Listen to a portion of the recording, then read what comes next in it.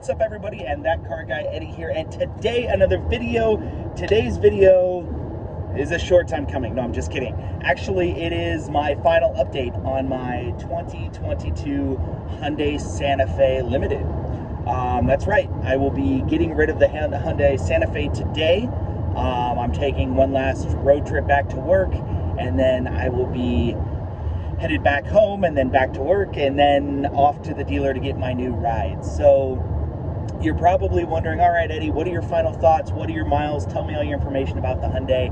And when I get rid of cars, I'm never good at getting rid of them and making a video. I always make these awesome videos when stuff starts, but you know, not any other time after if I do happen to get rid of the vehicle. So let me tell you what's going on. So first of all, my vehicle has 22,170 miles on it, and the first thing I want to talk about is gas mileage. That's the very, very first thing I want to talk about. Now, if you follow the channel and you've been watching me for quite some time, I will tell you that I drive this thing about 66 miles round trip every single day to and from work, and it's been great on the car. I mean, it's got the 2.5 all-wheel drive turbocharged motor in it, and it's got a ton of power. It's got the dual clutch transmission in it, which is incredibly smooth.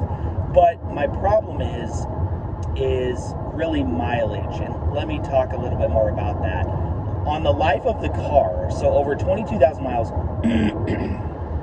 I have gotten, life of the car, 22.8 miles to the gallon. Now, I will tell you, I would, the most of my driving, okay, most of my driving is, like I said, on the freeway. Now, I believe, where's the window sticker?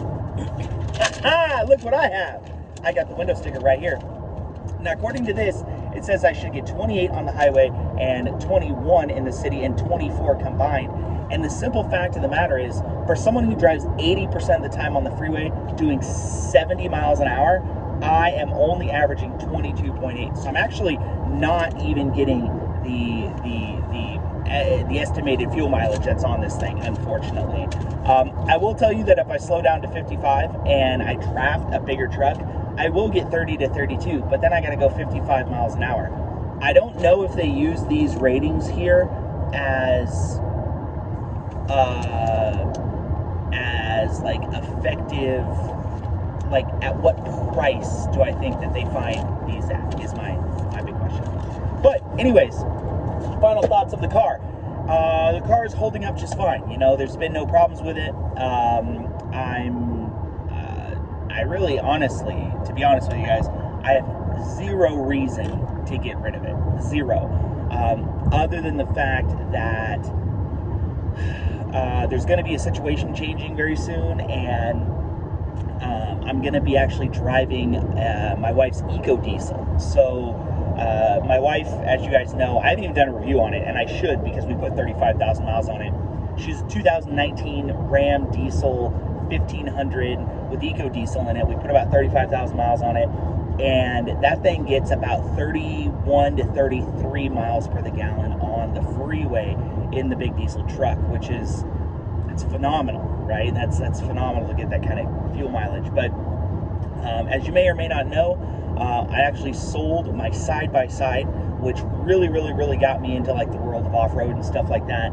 And the reason I bought a side-by-side is because I actually had a Jeep Gladiator, and my Jeep Gladiator was 100% an impulse purchase. I did not go there to buy a Gladiator. I went there to buy a Wrangler. It was yellow, and I should have bought the Wrangler. But instead, I bought the latest and greatest, which was the Jeep Gladiator at the time. In fact, when I bought mine, they were all special order, so you didn't even really see them, which is really cool, you know, to have that kind of unique truck. And if you go back in some of my videos, you'll see some of my Gladiator stuff. I ended up getting rid of my Gladiator because it didn't do anything very well.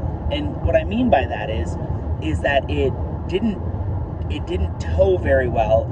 It didn't have a big enough bed like a 1500, and it didn't do Jeep stuff very well. It was this weird in between. It was too long. The breakover angles were horrible.